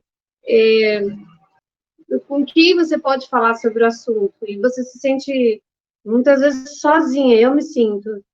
Quando eu vou falar com a família, o que eles mandam para mim, às vezes, a minha família toda é longe, né? Eu falo que se eu não estivesse longe da minha família, eu não sei se eu estaria nesse caminho. Foi o deserto que eu passei, a minha solidão, que me levou cada vez mais perto de Deus. E eu sou grata por isso. Mas eu tenho que levar as coisas que eu sei, E eu percebo, assim, que isso me deixa cada vez mais sozinha. E então eu fico pensando, eu sempre pergunto assim, Deus, o que eu devo procurar? Será que eu devo procurar, tipo, a data do calendário? Sério, eu já pensei sobre isso. Mas talvez Deus queira outras coisas da gente, entende? Não o fato que ele não deixa, provavelmente é para ele procurar, não para mim. Mas para cada um é uma coisa a se fazer. Talvez para o nosso irmão seja procurar o calendário, talvez para mim seja uma outra coisa que eu deva descobrir. Irmã, eu posso te dar uma sugestão baseado na minha experiência? Estuda e viva um dia cada dia. E com o passar do tempo, a irmã vai criando aprendizado sobre tudo. Claro que você não deve, assim, tudo que você escuta é verdade. Vá pesquisar, vai ver tudo direitinho. Mas eu creio, eu estou sentindo que você está ansiosa por descobrir a verdade, como todos nós estamos. Mas cada estudo tira uma cortininha do teu olho. Cada que nem a gente tiver esses encontros com o irmão Ramos para nos ajudar sobre o calendário, que eu acho que vai ser muito importante, participe, vai ser bom. E cada vez vai descortinando, sabe, irmã? Eu acredito que vai ser bom. Na verdade, não é nem ansiedade de descobrir, é a preocupação de ter essa ansiedade, entendeu? É não ficar ansiosa por buscar algo que de repente não é para mim saber agora. Irmãs, perdão interromper, eu gostaria primeiramente de desejar um feliz sábado ao irmão Ibrahim, à irmã Elina e a todos os irmãos que entraram. Estou com um problema aqui na internet, então pode ser que caia, tá? Então, se interromper por esse motivo. Eu gostaria rapidamente, assim, de dar minha humilde opinião sobre isso, né? Eu não sou uma conhecedora profunda, né? Mas a gente sempre tenta fazer a vontade do Senhor e se aperfeiçoar, né? Eu penso que não vai ser cobrado o tempo da ignorância, como o irmão Ibrahim falou, né? Eu concordo com ele, e quanto mais conhecimento nos é dado, mais ele será cobrado. Eu penso que a questão da Páscoa é muito mais importante, né, do que qualquer outra data, mas é como o Natal. O Natal, ele tinha um sentido, pelo menos para mim, porque eu acreditava que era a comemoração do nascimento de Jesus. Era um momento que se reunia a família, era um momento que a gente se lembrava do nascimento de Jesus. E quando a gente passa a conhecer a história e conhecer que isso é uma data pagã, que não tem nada em base bíblica que fale que Jesus nasceu no dia 25, não tem sentido comemorar o nascimento de Jesus no Natal. Não é porque todo mundo está comemorando que a gente precisa seguir, porque nós somos seguidores de Jesus, nós não somos seguidores dos homens. Então não tem sentido mais para mim montar uma árvore de Natal, comemorar o Natal, uma troca de presentes onde não é bíblico. Agora a Páscoa é uma outra data muito importante, onde o próprio Senhor Jesus nos orientou a fazer, né, a seguir, a comemorar.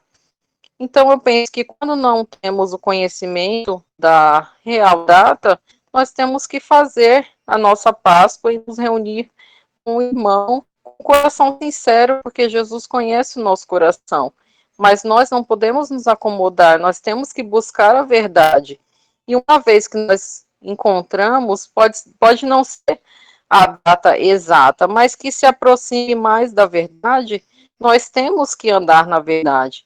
Então, se nos é dado esse conhecimento, como o irmão Ramos tem feito esses estudos baseados na palavra de Deus, e que se essas datas nos mostrarem que a Páscoa deve ser comemorada uma semana antes ou um mês antes das outras pessoas, eu acho que nós, como seguidores de Cristo, devemos buscar a data correta, e não porque todas as outras pessoas comemoram no domingo de Páscoa, que nós devemos fazer da mesma forma, né? Porque eu penso que o povo de Deus sempre foi um povo separado.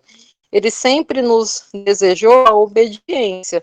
Então, nós devemos ser obedientes a tudo aquilo que nos é apresentado pela palavra do Criador. E que realmente, cada vez mais, nós vamos ser mais isolados, porque nós não somos desse mundo e nós não vamos seguir as regras desse mundo. Então, nós devemos também nos preparar para não seguir a multidão, e sim seguir a palavra do nosso Senhor Jesus. Aliás, se a irmã conhecer a simbologia da árvore de Natal, a senhora vai colocar na fogueira rapidinho. Ah, sim, eu mesmo já fiz isso, irmão. Eu fazia de coração, né? Acredito com todos aqueles que não têm conhecimento, né? Então, eu fazia de coração, eu acreditava que realmente era um símbolo cristão, mas a gente vai vendo que muitas coisas que a gente faz achando que está agradando o Senhor é abominação para Ele. A partir desse momento, a gente vai modificando, né? Então, eu acredito que a data, o calendário é uma coisa que eu também nunca pensei, não é um conhecimento fácil, por isso eu louvo a Deus, né, ao irmão Ramos e a todos os irmãos que têm buscado para nos trazer esse conhecimento, né, esse entendimento e nos trazer, né, essas verdades da palavra. E muitas coisas a gente realmente não precisa se pegar ao pé da letra, até porque eu acredito que a verdade mesmo não vai ser nesse mundo que a gente vai encontrar. Um dia vai nos ser revelado todas as coisas, mas conforme eu falei, né, conforme nos é dado conhecimento, nós seremos cobrados por isso. Então não faz sentido a gente comemorar uma data pagã, sabendo que pode ter uma data que se aproxima mais da verdade, né? Sim, com certeza. Na linguagem de aviação se chama corrigir a rota, né? O que eu quero dizer é isso, como a irmã falou, né? Que fazia de coração, mas sem saber que era data pagã, que eram comemorações pagãs e tudo mais. O que importa é a gente corrigir a rota, né? A gente descobriu isso, né? Eu também fazia, minha família fazia, acredito aqui que todos do grupo aqui faziam de alguma forma alguma comemoração, infelizmente pagã, né? Mas eu acho que está todo mundo corrigindo a rota nisso aí, né? Eu acho que a gente está deixando essas práticas. E olha, ainda tem mais uma coisa, eu acredito que todas as datas comemorativas que a gente tem no nosso calendário, todas as datas são pagãs, e a gente tem que deixar de participar, de comemorar, de estar presente, mesmo que a gente não esteja comemorando, mas de estar presente. Um tempo desses atrás surgiu um questionamento no grupo, eu acho que vocês não faziam parte ainda. Por exemplo, festa de São João. Se seria errado a gente ir a uma quermesse, por exemplo. Você não vai entrar na igreja, mas você vai na quermesse, ok. Sem nenhuma intenção de comemorar aquela data, você só vai na festa, só. Simples assim. A conclusão é que é assim, a partir do momento que você está eu não me lembro agora da passagem na Bíblia, que fala sobre os sacrifícios, né? De você comer alimento, animal que foi sacrificado a deuses pagãos, se isso era permitido ou não. Bom, depende do ponto de vista, né? Em primeiro lugar, aquilo não vai fazer mal nenhum, porque um deus pagão não pode fazer nada, né? Um deus pagão é poste, então ele não consegue fazer nada. Então, em teoria, sim, você pode comer, isso não vai te trazer problema nenhum, a não ser que você fique com aquele negócio na cabeça e aquilo vai te trazer algum prejuízo à saúde por conta de ficar matutando aquilo, está comendo, mas está matutando que aquilo vai te fazer mal porque era uma oferenda a um deus pagão, etc, etc. Bom, então o primeiro ponto de vista é que não faz mal, mas não é apropriado, não porque você está comendo aquilo que era de um deus pagão. Não é apropriado você comer aquilo, principalmente se correr o risco de alguém, um membro da igreja, do corpo da igreja, né? Da igreja que eu digo, nós que não temos igreja de pedra, de parede, cimento, areia, né? Que ainda não está bem estabelecido na fé, vê a gente comendo aquilo ali, o que ele pode pensar? Então, o que vai trabalhar na mente das pessoas, isso sim faz mal. Então, não é apropriado. Portanto, é bom não comer. Então, as datas comemorativas, eu falei da quermesse, em primeiro lugar, particularmente, pessoalmente, eu não gosto de quermesse, porque eu sempre achei um absurdo uma festa de igreja vender à vontade bebida alcoólica, servir à vontade bebida alcoólica, primeiro passo, primeira coisa, né? Se não é o vinho quente, é o quentão, se não é o quentão, é a cerveja, se não é a cerveja, é, sei lá, cachaça pura. Acho totalmente inadequado isso, né? Segundo, que as pessoas, principalmente nas cidades mais quentes, elas vão com trajes pouco adequados a uma festa religiosa. E terceiro, se alguém que ainda não está bem estabelecido na fé passa na frente de uma quermesse e vê você, o irmão de fé, lá dentro daquela festa, vai pensar o que? Ah, tá, ele está lá, então eu também eu posso, inclusive eu posso ir lá e posso beber tudo que tem ali, posso comer tudo que tem ali. Na verdade, não é assim, né? Mas é o cuidado que a gente, e o amor ao próximo, né? O cuidado que a gente tem que ter para com o próximo, que é o nosso irmão de fé, principalmente, e o amor que a gente tem que ter por ele, né? Eu acho que isso é uma coisa que a gente tem que pensar bastante antes de praticar certas coisas. E em relação às datas, é isso aí. Acho que a gente tem que revisar o nosso calendário, né? Porque está tudo distorcido, está tudo errado, foi tudo inculcado na nossa cabeça de séculos, de milênios, né? Até em datas erradas, datas que estão travestidas, né, de outra coisa, quando na verdade a gente sabe o que é. Então a gente tem que tomar bastante cuidado com essas coisas.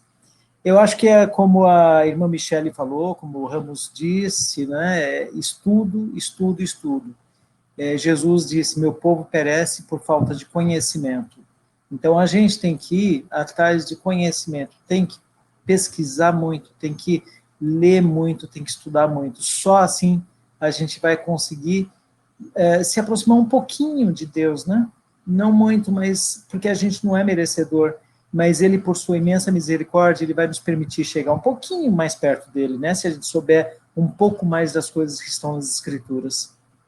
Eu concordo com o que o irmão Ibrahim falou, né, a respeito de fazer coisas assim não adequadas, como você está numa quermesse. Eu também nunca, bom, quando eu era criança eu ia assim, eu gostava porque eu era criança, mas depois eu não ia mais. Você é cristão, temente a Deus, vai num bar ou esteja numa festa, um churrasco, e você está lá tomando cerveja, quer dizer, é um péssimo testemunho, né? Ah, mas eu tomando um copinho, mas mesmo assim, nós temos que ser a luz do mundo, o sol da terra, né? Então, eu acho que o nosso testemunho tem que ser evidente para que as pessoas falem, eu quero conhecer esse Jesus. Irmãos, as palavras do Ibrahim, da irmã Michele, da irmã Adair, assim, acho que respondem bem as dúvidas da irmã Ana. E, assim, o que eu gostaria de reforçar é que o estudo é importante sempre, né? É por isso que a gente está aqui para estudar, para aprender, para se aprofundar, mas que isso jamais, né, deve estar na frente da nossa fé, né, e do nosso amor a Deus. Né? Eu acho que isso é um princípio assim básico. Então eu hoje, mesmo não tendo certeza da data da Páscoa, eu tenho uma ideia de data de Páscoa hoje diferente, mas eu estarei com os irmãos fazendo a Páscoa, porque é o sentido espiritual que eu busco desse encontro e desse momento. Mas eu quero, se assim Deus o permitir, se for vontade do Pai, né, é colocar isso no lugar certo. Eu mal comparando, até a gente, em alguns sábados anteriores, a gente falou da parábola das virgens, né, com azeite, mal comparando. Se você marcasse a data do casamento no dia X e todo mundo fosse numa outra data, o teu casamento, você que é a pessoa mais interessada não estaria lá, né? Então, assim, uma comparação, né, que eu acho que ilustra bem a importância que isso adquiriu para mim, mas jamais o estudo que eu faço, tá, irmã, é visando colocar isso como mais importante do que a reunião com os irmãos, o encontro com os irmãos em nome de Cristo, em nome do nosso Salvador. Isso é o mais importante. Inclusive, todo esse debate aqui, toda essa conversa, né, ela é parte do nosso ritual de passagem, do nosso ritual de libertação, do caminho que a gente tem que percorrer e que a gente sabe que não é o caminho pela porta mais larga, mas pela porta mais estreita.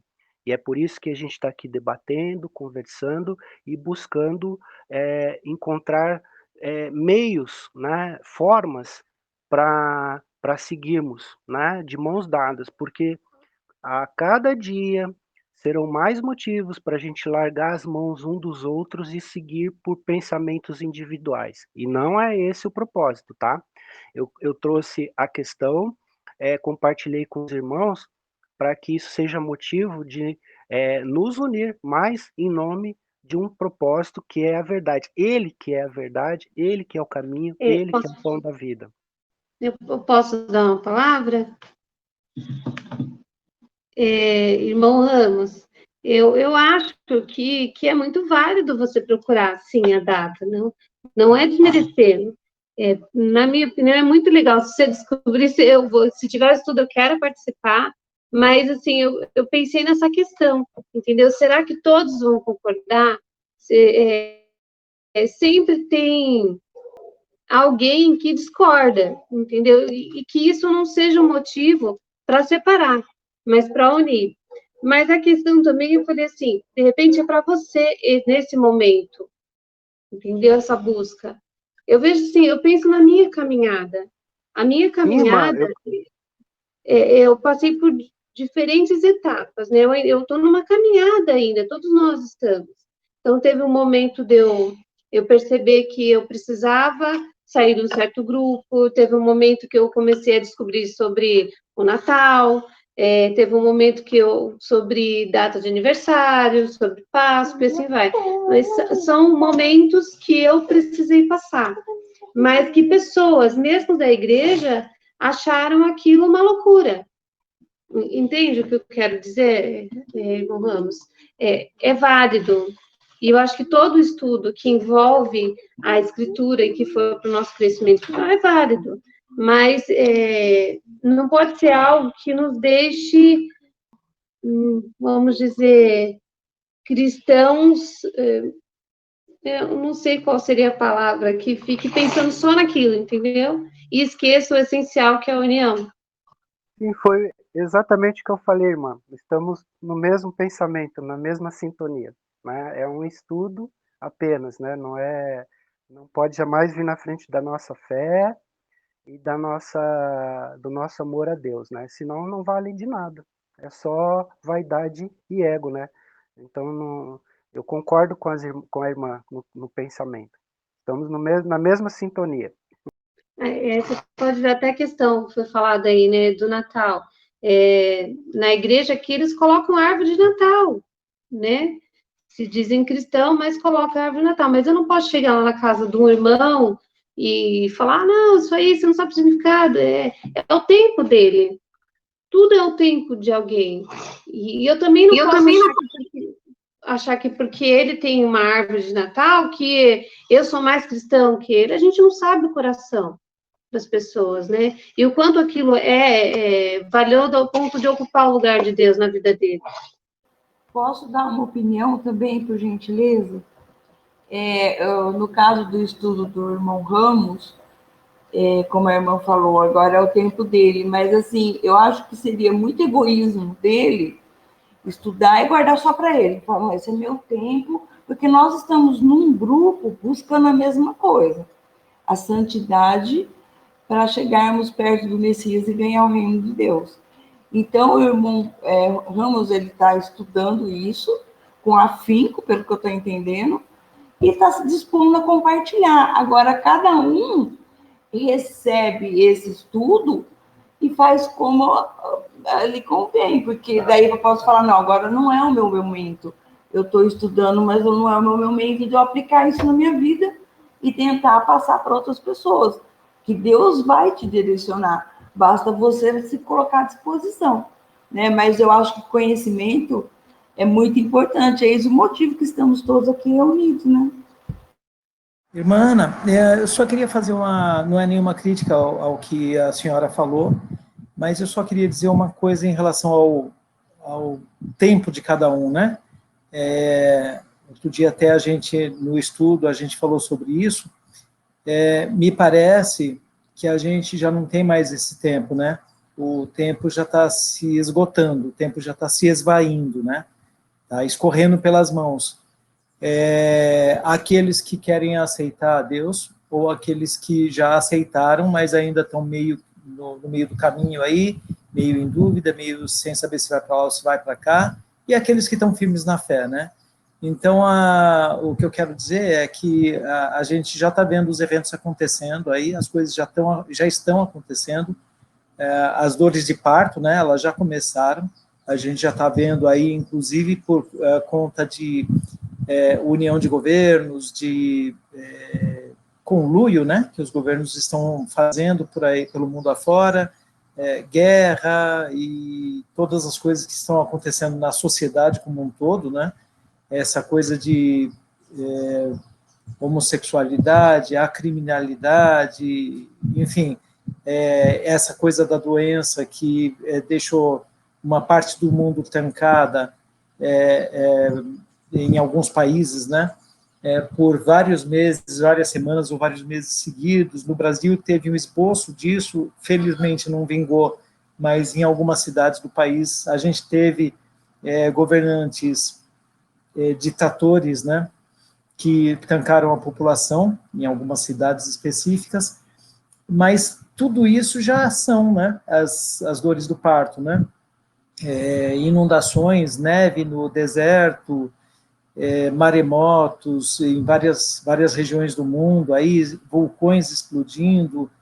A gente já falou várias vezes aqui, né, nunca teve na história do mundo, na história da humanidade, nunca teve tantos vulcões ativos como neste momento. Então, tudo isso são sinais, né? E a coisa tende a se intensificar cada vez mais. Parece que já tem um novo vírus, uma nova cepa, ou sei lá o que é, alguma dessas coisas aí que colocaram no mundo aí para trancar de novo a população. A China está fechada, não sei se é do conhecimento de todos aí, mas a China está fechada, os voos para a China e da China já foram suspensos, tanto quanto navios.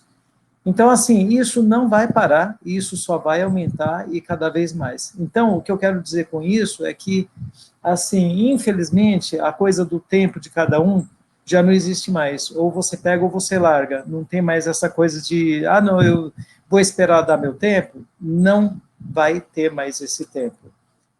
O tempo que a gente tem é esse. Coisa do tempo. Na hora que chegar para você, você tem que agarrar e levar, porque não dá mais tempo. Né? Sim, a hora que chegar para você, né? Você tem que pegar e agarrar. Mas o tempo está aí, a gente sabe que ele é breve, vendo as coisas acontecer, todas essas notícias que você falou, eu estou ciente. Mas eu acredito assim, não é a definição de você saber sobre o significado de algumas coisas que vai definir se você está salvo ou não. O que define é o quanto você ama Cristo e o quanto você se deu para Cristo, o seu coração.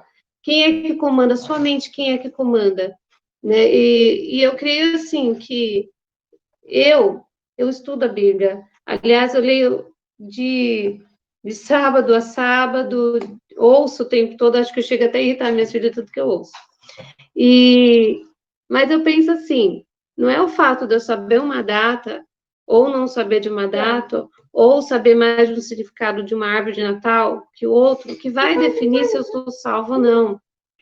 Entendeu? Porque senão a gente se torna radical demais. E outra, não é que eu não tenha que descobrir. Se você compartilhar com a gente, ótimo, os seus estudos.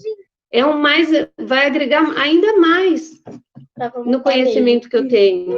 Mas isso não vai dizer se eu tenho mais ou menos fé. vai dizer que a fé que eu tenho fez com que aquele conhecimento também chegasse a mim. Ou não.